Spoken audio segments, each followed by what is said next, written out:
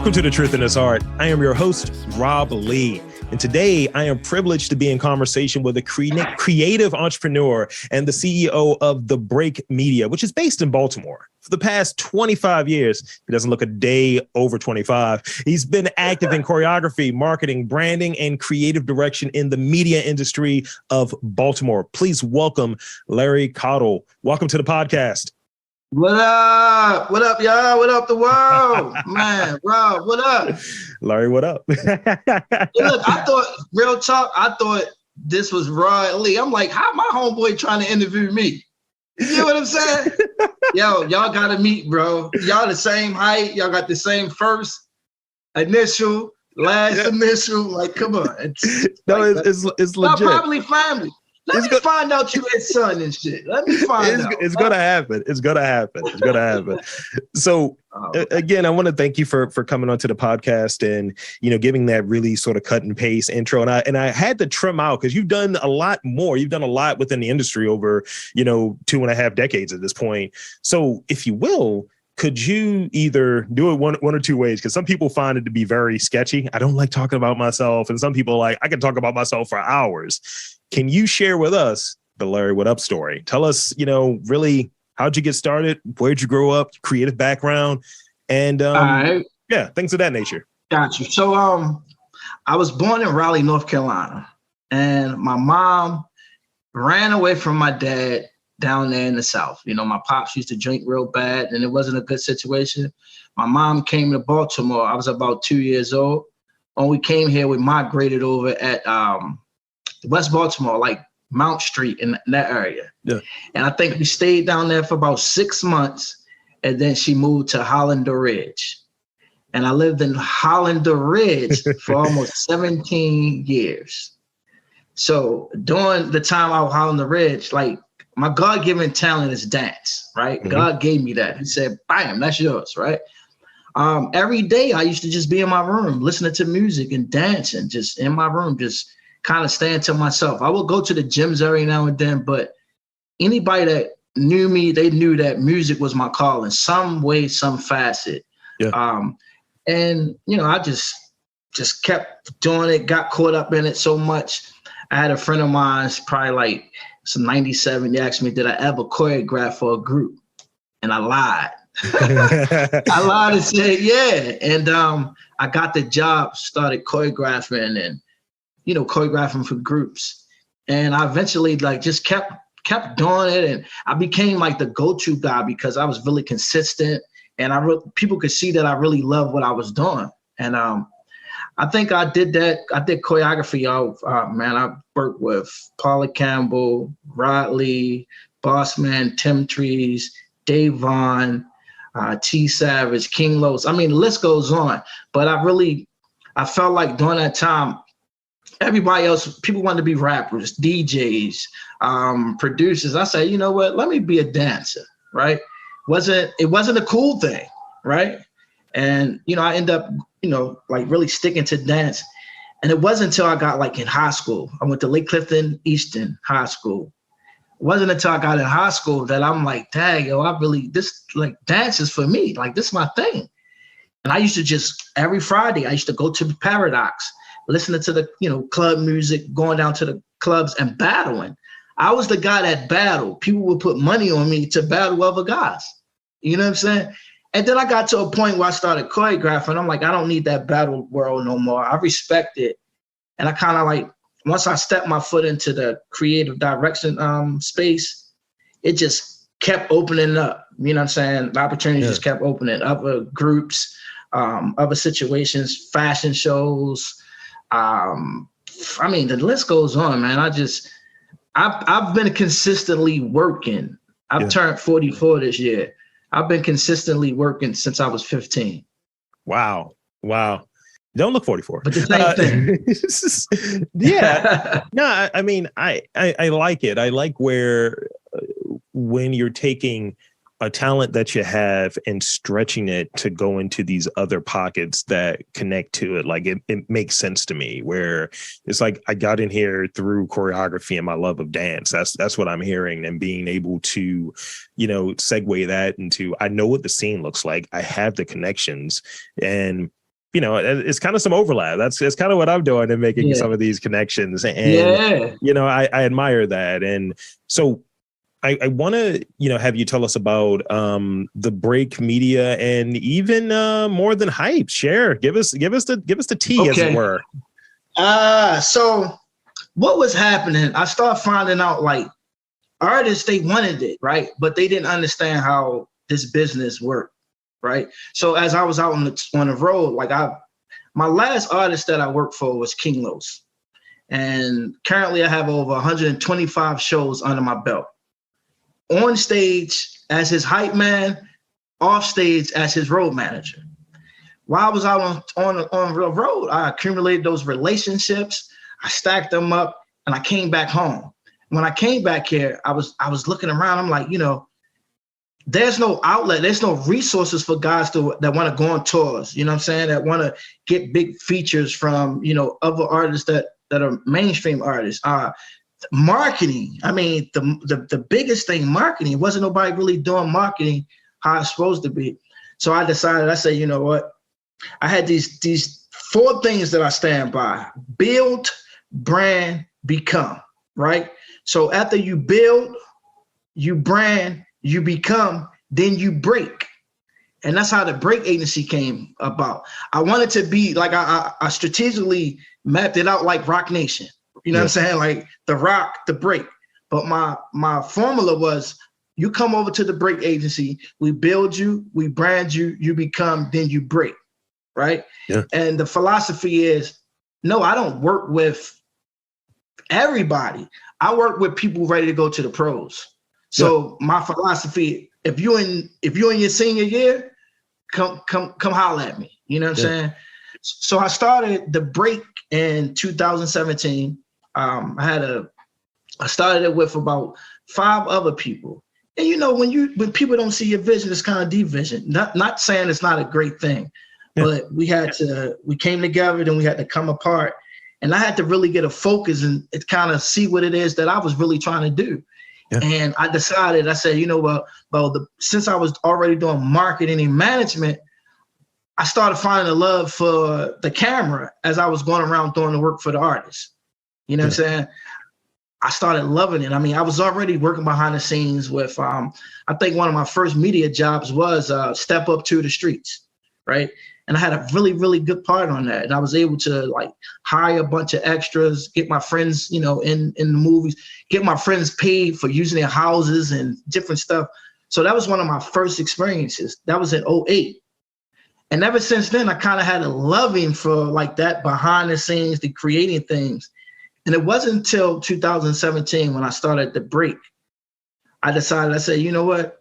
At this in the same year I started the Break, I had my first child, and then I birthed another child, which was More Than Hype. You know what I'm saying? Yeah. When I was on tour, people would come up to me and was like, man, you're the dopest hype man alive. And I would just be like, thank you. I was very humble. But when I look at myself in retrospect, I would take a shot of Ciroc, pray, and then go on the stage and we kill it. But at the same time, this dude like, yo, you're the same guy that was handling the business this morning. Mm-hmm. You're the same guy to make sure that he got to his interviews. I said, yeah, that's what I do. And when the guy told me, he was like, yo, you're the dopest hype man alive, I loved that. But I was like, you know what? It's more to hype. It's more than hype. You know what I mean? And what I meant by the more, it's those things that I'm telling you about, the stage manager, road manager, the creative direction. You know what I mean? I've always been that person, but when I stepped out in that road management hype man world, I kind of like, I put those things in a box. You know what I mean? So the Break Media was my way of allowing me to do any and everything I want to do creatively. And that's great. That's great. That's great. Because I think one of the things that you touched on, and I go back to episode 1, the first podcast that I did, and I was, talking with James Nasty, and we just talking about like how, some creators just don't have their stuff together. And I think part of it is just, hey, I'm rather than make some money and you're not reading your contracts, or just you're doing everything and you just don't have the time. But what you're describing is when someone is ready, and I like the way you put it, like you're about to go to the pros, yeah, you should come holler at me because I can help with that structure. I can help with some of those things because, I think there are a few things I think you identified. There was a need, not too many people are doing it. Not too many people know what they're doing. And there's a lot of finessers out here. And people are very, apprehensive. It's like, you're already putting your work out there. You don't want to not like the work. And you know how artists are. I don't really deal with business. And it's like hard to find someone that's like, they know what they're doing. They want to do it. Because you got some people, I go to Suge Knight and y'all on the back of the videos and all. You have that, you have that energy. And, not everybody is good with that. Like, I think what you did in bringing out the break agency is kind of identifying like what you're good at, what you're interested in, and how can you serve other people. That's what I'm hearing. Yep. And Exactly. Yeah, like some people, like I know, for instance, I'm a big picture thinker. So if I'm bringing on and collaborating with someone, who can do the details? I need to ideate. Right. I need to put out those ideas. Right. And so with, the signs you see in the back, unruly. In 08, I was taken over to Unruly Records by K-Swift and Quicksilver to get a job for Unruly. Of course, we know some months. Actually, I came over in 07. A year later, she passed away. When she passed away, Sean Caesar, my homie, big homie, Scotty B, they had to let everybody go, right? And during the interim, I would get these downloads from her. Like, my mom and Sean shouldn't be angry with each other. Like, the world needs to know this music. Like, keep it going. You know what I'm saying? Like, don't stop. And I started getting on Sean's nerves. Like, we were to the point where we didn't speak. Like, we was not, we like, it was that type of situation. And I just said, I'm gonna be the bigger guy. And I broke the ice and I started getting on his nerves, kept calling him. I said, look, bro, we got to start Unruly again. And before we even stepped foot in a location, we met a whole year behind the scenes. Before we spent any money, stepped foot in the location, we met every week, a year behind the scenes, basically coming up with the game plan, what it is that we want to do. And, for me, when you're doing something by yourself, it's like, all right, you can make the moves, you can do it at your speed, at your time. But I learned with these guys, because they my OGs, they love me dearly. Sometimes you do have to be patient. You know what I'm saying? Especially when I can see if it's the first time you're stepping out there, right? But this is legacy this time for Unruly. You know what I'm saying? So, but I played a position as a product manager over here, also at Unruly, right? Nice. Yeah. So what I did was strategically, I said, if I'm gonna be over here as the product manager, who's media, who's videotaping, who's taking pictures for the Unruly artists? Yeah. The Break Media. So the Break is a subsidiary of Unruly Records. Nice. I'm partners with Sean Caesar with the Break Media. I love it. So that makes sense. So I wanted to make it make sense, man. No, I love it. What I mean?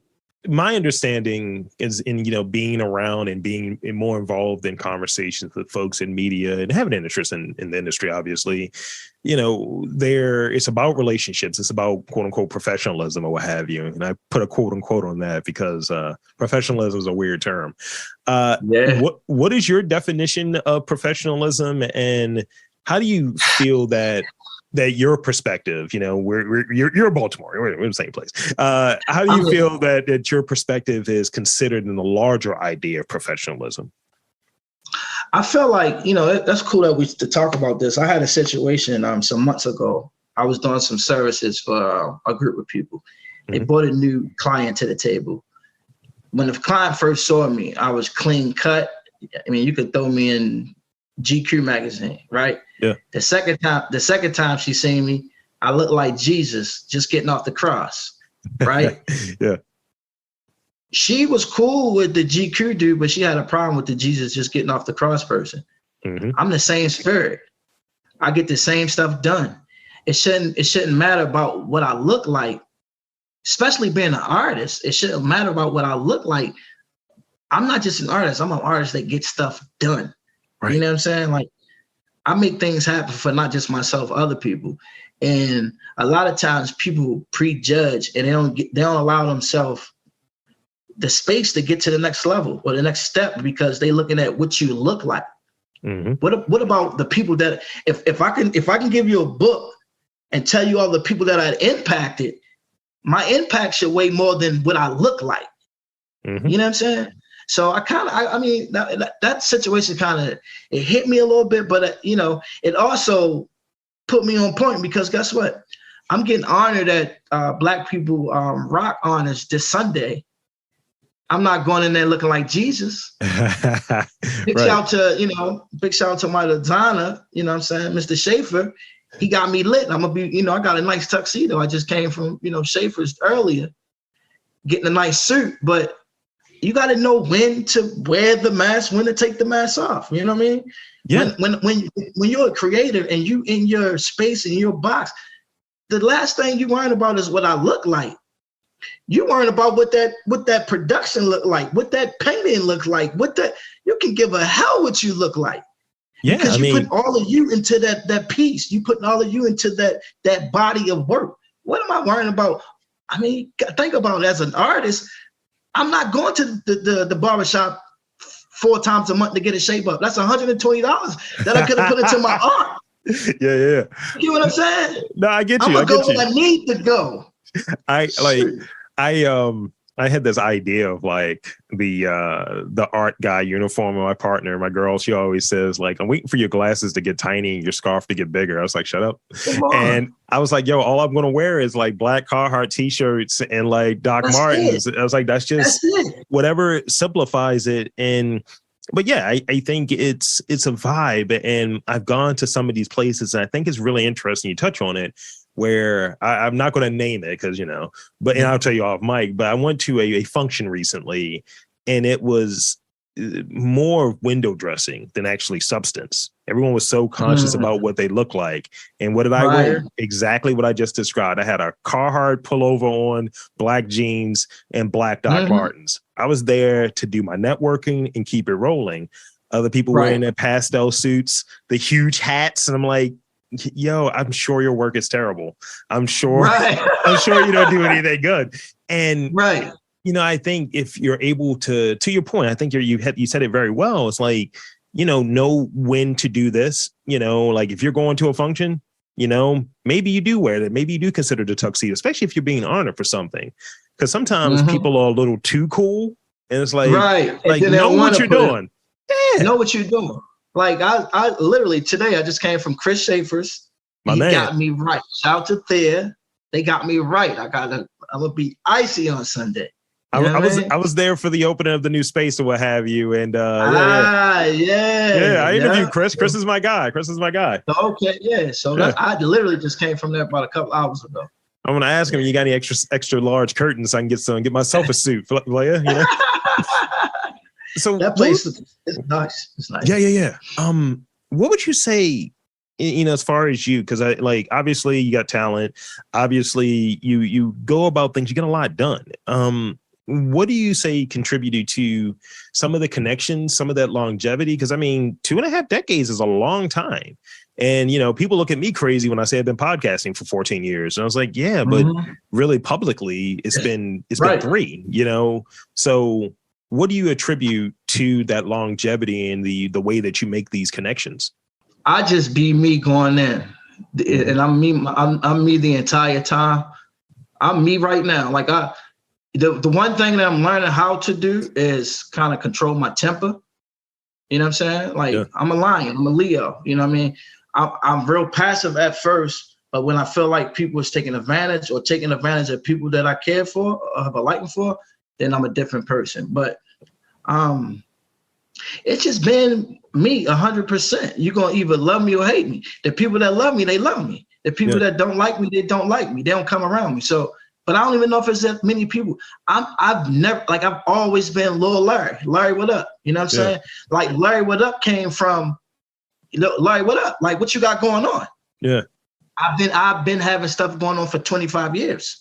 Yeah. You know what I'm saying? Like, and that's just basically what it is. And then I don't burn no bridges. Even if I get into an argument with somebody, I let that air breathe, and then I go back and reconcile. You know what I'm saying? Like, because sometimes you might have to take yourself out of the situation to see not who's at fault, but see where each other didn't feel comfortable with. Because it's not about a fault. It's about how did you make that person feel, and how that person make you feel. Because we always say, oh, wrong or right. No, it's no wrong or right. It's about the feeling. If you take out wrong or right, it's about a feeling. And that's just what it is. I leave that lasting impression on people, that feeling of people know I'm sincerely, I love people sincerely, and I want to help people sincerely. So when you guys, I'm a rare, you know what I mean? I'm a rare card in the deck. You know what I'm saying? Yeah. Like I could have left Baltimore many years ago and went on to different places, but I feel like if everybody keep leaving, then we're never going to be able to achieve what we're trying to do. You know what I'm saying? 100%. I'm an Aquarius, so I mean we're supposed to be on the opposite sides of this whole situation. But yeah. When your birthday? January 20th. So I'm my on the cusp. My mom's was February the 7th. Nice. Yeah. One of the things that I think, like, and I'm on the same page where I control it. People always talk about, oh, you're so patient. I was like, yo, some of the emails that are in person, like, you've seen me in person, right? Yeah. It's a much different than, hey, you like a little guy. People think I'm short. You know, people think I'm a little dude. Right. Nah, you're a giant, brother. You're a giant. So when it's like, yo, like, you want to be able to connect with people. You want to be able to help people. I feel that same vibe where, I see like younger people. I'm like, all right, you can do this. I can see it. Mm-hmm. It's like, maybe I can provide maybe some direction or make an introduction. That's naturally what I do. That's naturally. Yeah. Yeah. And then some people, they don't do business right. And I'm like, all right, I'll give them a pass. Like, you might be young, you might be this, you might be that. But patience is a thing. And, like you said, it's a rarity there. Like, I'm going to quote something that's so pretentious and so ridiculous, but it's going to resonate. There's a quote from Hannibal, the TV show. Okay. I learned in doing the research that I share a birthday with this fictional Hannibal Lecter character. And he said that friendship is a rare gift. It is. And that's the thing. That's the thing that people aren't getting. And I think it ties into the connections. It's like, I've had some people who's like, yeah, can you buy some art from me? Sure, I'll buy some prints. And then I'm still waiting for those prints. It's been months. Yeah, but it's not just, can you buy some prints from me? Yeah. It's, I'll buy you prints, and then it has to reciprocate. I'm not just going to buy prints from you. Yeah. And then every time you got prints, you want me to buy prints, but I got prints, I got sleeves, I got shoulders, and you haven't massaged one or nothing, or bought nothing. And that's why I'm asked to reciprocate. It's that the reciprocal nature, but also what's the buy-in? Like, I ask people all the time, like, I got shirts, I got merch, I got events that I do. Pull up. Some of these events are just free. And it's like that buy-in and that being a part of it. And I like what you said earlier about there's so many opportunities like that might be outside. And I'm not knocking anybody who leaves, but to your point, I think if everyone is leaving, then how do we really grow it here? Because there's a lot of talent that's here that it's super real. It's not fake. And we figure out to do so much with minimal, with the bare minimum. The bare. Yeah. Rob, think about this. Yeah. I filmed this film with me and another person. You know what I'm saying? I work on movie sets. It's 120 people. Yeah. Sometimes in the daytime, depending on what they're shooting, it's 300-400 people. This podcast is me and my producer. That's it. That's literally it. So he's handling the editing. Everything else I'm doing with some support from like I got a freelancer I'm working with. Right. And when you look at like there is like, for podcast productions, right? It's kind of the same thing. It's not as many as 120, but still the point lies is that, oh, you only had 3 people on your team? Yes, because we're used to being able to make magic happen with nothing. Nothing. Exactly. And people, when you go to the website, as I got 1 year, 2 years, 3 years down the line, I started picking up people and bringing people on. But I'm talking about that process of, you want to do this? Let's do this. How are we going to do this? Was nobody. I looked left and right. It was one person, and he wasn't my color. Right. He wasn't black. Yeah. You know what I'm saying? And he believed in me, and we got out there and we rocked out. And you know what I'm saying? It took me about 5 years. I sat down with like 55 different people when it comes to the More Than Hype film. Yeah. But my vision for the More Than Hype film is Baltimore's, the first one, More Than Hype Baltimore. Then I'm gonna do a More Than Hype Jersey, and then I'm gonna do a More Than Hype Philly. Nice. And basically, I'm gonna follow where the music went at. You know what I'm saying? I like that. And then anything after that, you know what I'm saying, it's gonna be special. It's like I'm gonna work on the K Swift story, and then I'm gonna do a whole Unruly story. But it makes sense because I'm in the loop with the team. It's not like they gotta go outside and find somebody to shoot it. I am the media company for the team. You know what I'm saying? Yeah. That way we don't have to worry about Vice or somebody over in UK trying to tell our story and they're not being authentic with the story. You know what I'm saying? Yeah. They're going to get the cool kids that really don't have no substance. Yeah. You know? We're on the same page. We're on the same page. So I got one more real question before I get into those rapid fire questions for you. I want to get a sense on how you discover new media and trends. Like, obviously a lot of us are on the socials. Are you getting it through blogs? Are you getting it through algorithms? Are you getting it from a trusted friend? Like people handing over new music, like check this out or check this movie out or what have you? I do get a lot of inboxes. You know what I'm saying? Check out this music. Check out this blog. I mean, shout out to Fathom, got the juice. I keep up with my guy, you know what I'm saying, on that tip. But I was one of those guys at first that I know the outlet. So I literally can go. Like back in 2011, I started this website called DMV Jams. Mm-hmm. And it was about 5 or 6 other guys. And it was basically like a world star of the DMV, right? Yeah. I was the marketing person behind that. I was the person generating the content. So like, I know all the websites to go to. I know everywhere to go. But just recently, man, I kind of been just kind of bottled up in Baltimore. You know what I mean? Like just kind of focusing on things from Baltimore. Yeah. Like keeping really scaled down to Baltimore. Like I don't really care much about nobody else but Baltimore. I think that's the best way that's the best spot to stop at. That's great. That is great. Isolate all of that. Yeah. So with that, I want to delve into some rapid fire questions real quick. Okay. Nothing crazy, but the questions are all over the place. I want to start off with I got 4 of them for you. 2 of them are food related. What is your go-to snack? Like what snack are you usually having? My go-to right now is fried cauliflower. I'm 97% vegan. Okay. You know what I'm saying? I'm great kick fish and then I'm done. But I do a buffalo cauliflower. That's my go-to. I like the buffalo cauliflower. I like the what is it? Like the pan roasted or pan fried Brussels sprouts. Yeah, those are fire. They're my 2. Damn, you're in my brain. They're my 2. That's like I eat that all the time. Like that's like the every other day thing. JBGB's has a really good version of that. The cauliflower joint is super spicy. Who do? The JBGB's over there on Howard Street. Okay, I'm gonna have to check them out. Cross from Auto Bar. Okay. Are you more of a breakfast guy or are you a dinner guy? And if whatever one it is, what do you generally have for whatever that meal might look like? Lately I haven't really been eating breakfast. I'm more of a brunch in the middle of the daytime. Yeah. You know what I'm saying? And that meal usually in the last 6 months or 3 months, it's been a lot of falafel and fries. Okay. No. I'm here for it. When are you most productive? Like when you're working on something, like, is it, during the winter, you're super productive because like people ain't going outside? Is it like, hey, in the morning, I'm always getting most of my work done? Like that's the kind of cadence you have. When are you most productive? I think the seasons don't really matter to me because I'm so disciplined. Sure. But I think my best time is anywhere between 10 a.m. to 12 a.m. Okay. So like I'm up 10 a.m.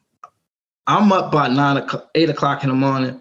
By 10 a.m. I'm in the office, and I usually stay in here for about 12 hours a day. Wow. You know what I mean? Yeah. Yeah. I mean, figure this, right? If we can go put 8 hours into other people's jobs, like this is my business. Why wouldn't I be in here 12? If I could do 24, I'd be in here 24. Yeah. If I could live upstairs, I would. You know what I'm saying? That's how the Asians do. But you know what I mean? So This is why I have my home studio. I'm always, there are times like I've interviewed a few people who are in the UK, a few people who are in Japan, like, they've lived here and then they did a year abroad in Japan. And those time differences are there. And it's like, all right, let me just tap back in versus let me go to the studio and making that investment into the stuff that I have here to, put together some good audio. So this is the last question I got for you. And I'm looking for a ridiculous answer. I'm just letting you know. I'm letting you know. Okay. What would be the name of your autobiography? What happened to that boy? Ridiculous. It's ridiculous. Yeah. I'm telling you. Because they're going to be like, what happened to that boy? That boy's supposed to have been nothing. What happened to him? He did what? He done sat with Ron Lee and Ron Lee. So there it is. There it is. That's great. So I want to thank you for coming on this podcast. This has been a treat. This has been great. And I want to invite and encourage you to tell the fine folks, the listeners, where to check you out, where to check out The Break, where to check out More Than Hype, all of this stuff. Shameless plug time. The floor is yours. Y'all already know what it is. It's your boy, Larry Whaddup. I'm live from the Break Room, Unruly Studios. You can follow me on IG, Larry Whaddup, Twitter, Larry Whaddup, or you can follow the company, The Break Media, THEBR, 8 EAK.com. That's the website. And if you want to follow and keep turned in what's going on with More Than Hype, it's morethanhypefilm.com. All the information on that, pictures, little promo, all that good stuff, information about the team. And if once again, follow the team. You see the three faces back there, you know what I mean? Already, man. Your boy Larry, what up? We in here. So there you have it, folks. I want to again thank Larry Caudle, Larry What Up, for coming on to the podcast. And I'm Rob Lee saying that there's art, culture, big C on culture. You just got to look for it.